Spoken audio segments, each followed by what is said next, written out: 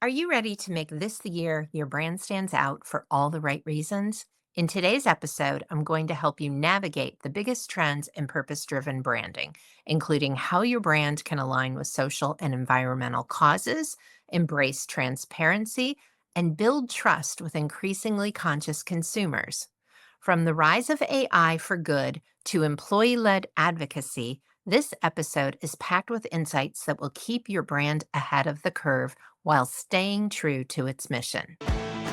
Welcome to Brand for Good, the show for purpose driven leaders who want to build timeless brands and create sustainable impact. I'm Lorraine Sugart, former PR and marketing executive turned founder of the disruptive agency Prosper for Purpose. I've worked with some of the world's most beloved brands, and I'm here to help you elevate your brand identity, visibility, influence, and impact. Are you ready to brand for good? Let's go. Welcome back to the Brand for Good podcast. I'm so happy that you're listening today. I'm your host, Lorraine Sugart, founder of Prosper for Purpose. And if you're new here, this is the podcast where we explore how businesses and organizations can build brands that make an impact and thrive while doing it. And as we go into 2025, I'm excited to share insights into how to build trust and authority in the market. Today, I want to explore some of the key trends in purpose driven branding that are shaping the way we connect with audiences and build meaningful impact. So, whether you're running a small business, a nonprofit, or a global brand, these trends can help you stay ahead of the curve while staying true to your mission. So let's start by defining again what it means to be a purpose driven brand, because that phrase gets thrown around a lot. The phrase represents having a purpose beyond profit, caring about making an impact through the business, whether you're investing in causes or making impact in your community. Any brand can be purpose driven. So, if you're not sure if you are, listen in for some ideas you might want to add to your brand recipe. And hey, even those of us who practice being purpose driven every day in our business can also learn some new ideas or go deeper into what we're already doing.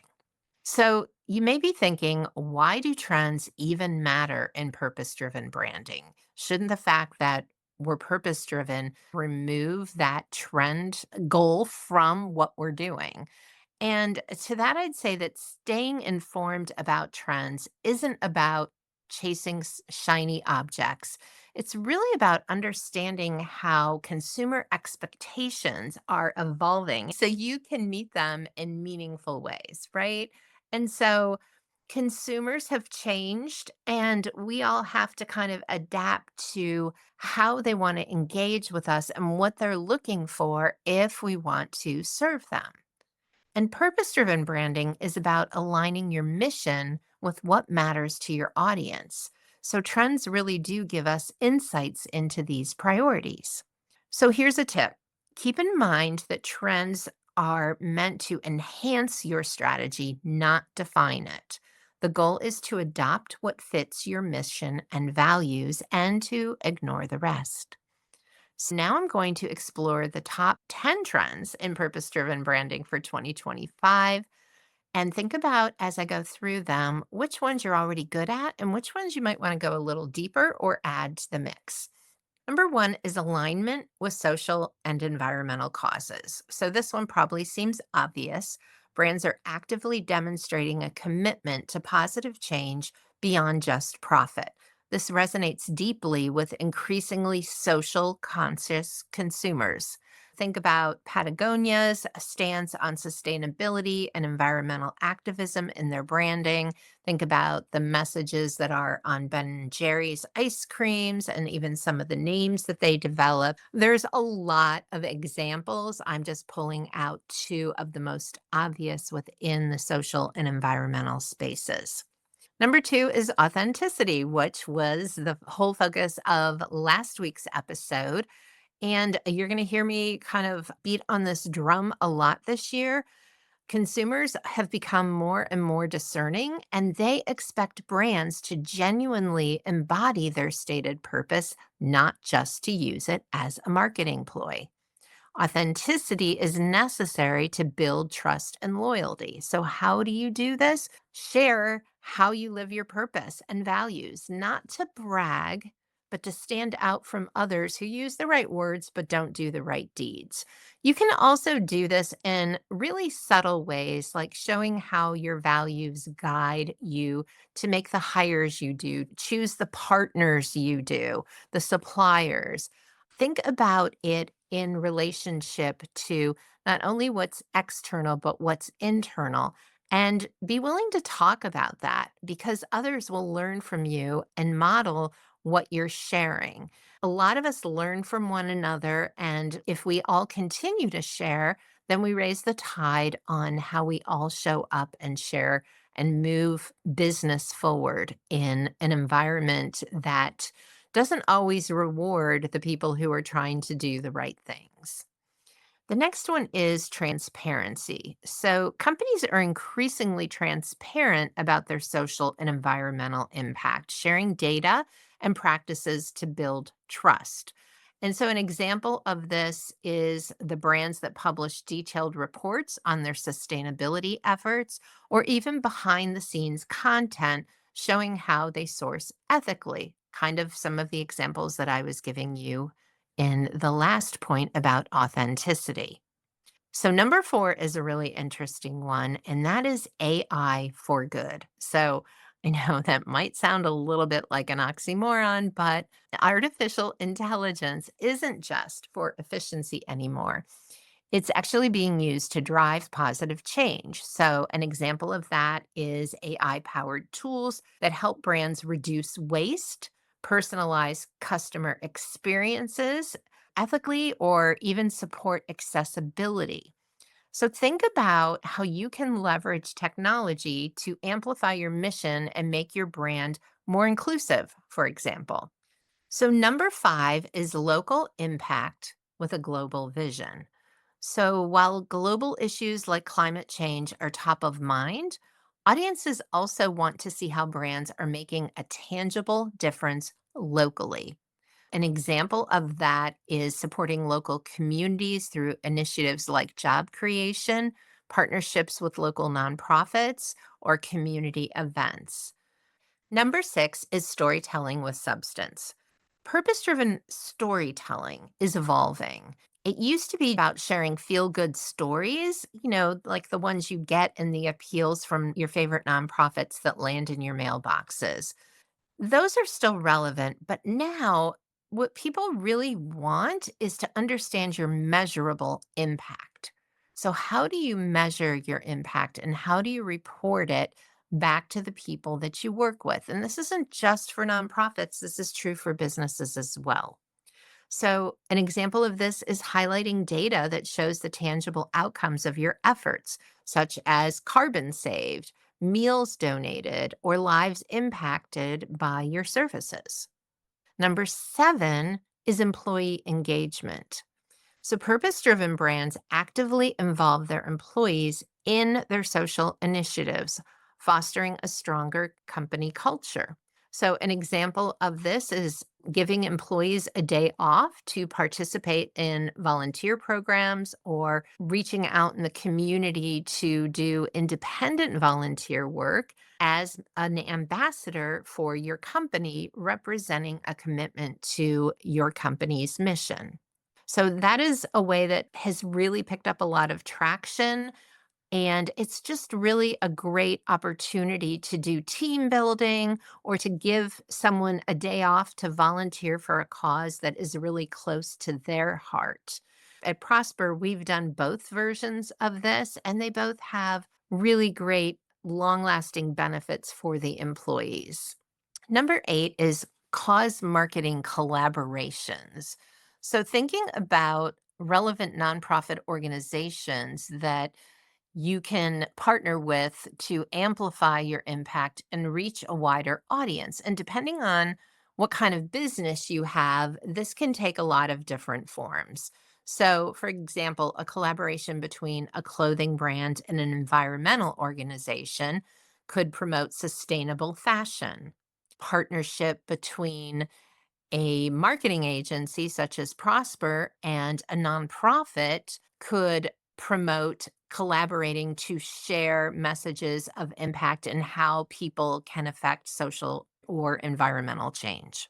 Number nine is a focus on sustainability. How can you incorporate sustainable practices into your product development or your operations while highlighting eco friendly features in your branding? An example might be using recycled materials and products or implementing circular economy practices like take back programs. So, back in, gosh, I guess it was 2017, Prosper initiated a no printing policy. So we didn't print anything unless it was a proposal and the client had requested a digital copy.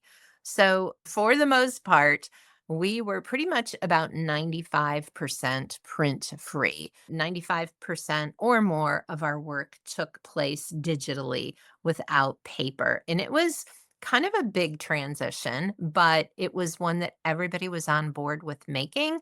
And it was something that we did and continues to this day. So I don't even have a printer. If we need to print something to take to a client, a lot of times we will stop somewhere and get it printed. But again, like I can't even remember the last time that we had to do that. So, what are small changes that you could put into place in your company? Number 10 is social justice advocacy.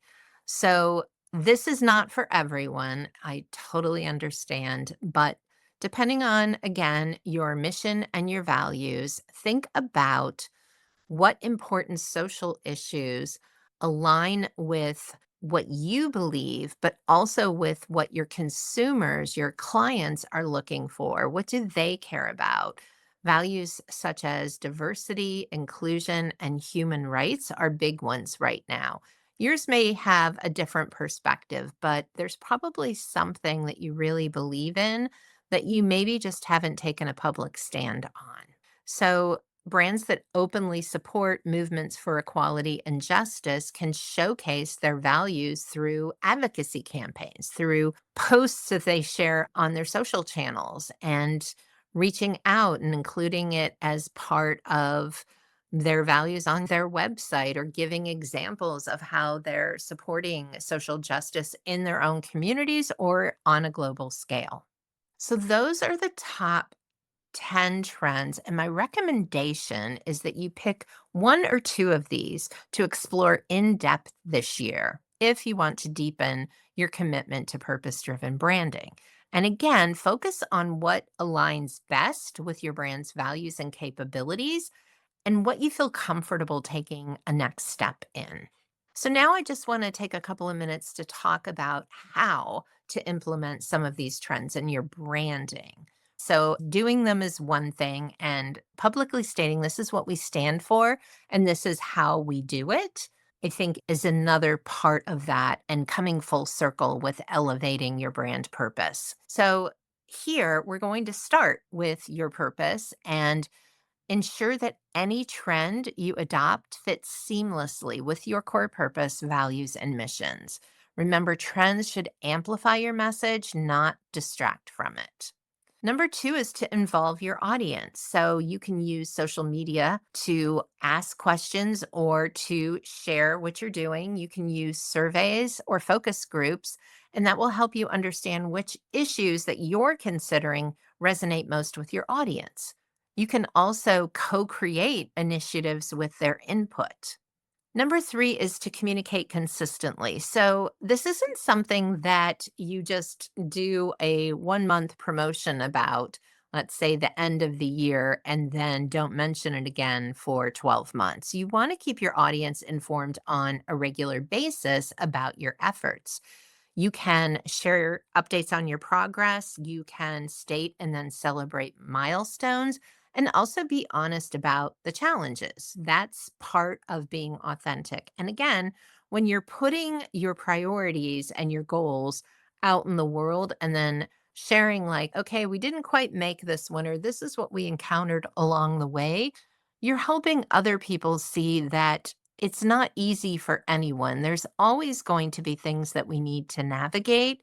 And not only are they going to like you more for that, but they're going to see more of themselves in you and maybe align to be part of your efforts and offer suggestions along the way. And that's what we're all doing when we're communicating with the people we want to serve. We're creating this sense of community. So by sharing more and then welcoming their input, we're fostering a very strong connection with the people that we're engaging with. And then number four is to collaborate with others. Think about what like minded organizations, nonprofits, or even competitors you could collaborate with to tackle bigger challenges together. I always think back to the Miracle on 34th Street movie, where Macy's started referring people to Gimbals and then Gimbals with Macy's and then other stores. And while they weren't actively collaborating, that's kind of the idea that they were all united in something that was bigger than them. And that idea was to give the customer what they wanted, even if it wasn't within their store. Now, collaborations with others could take the form of campaigns. It could take the form of a community project, which brought different organizations together to raise shared funds or do a shared campaign. You're limited only by your own creativity. So now we want to talk about how you can start leveraging these trends right now. And again, I want to go back and say identify one or two trends that resonate with your brand's mission and brainstorm how you can incorporate it into your strategy. And then develop your transparency plan. What's one area of your business right now where you could be more open with your audience? And then three, empower your employees or team members to become advocates for your brand. How do you do that?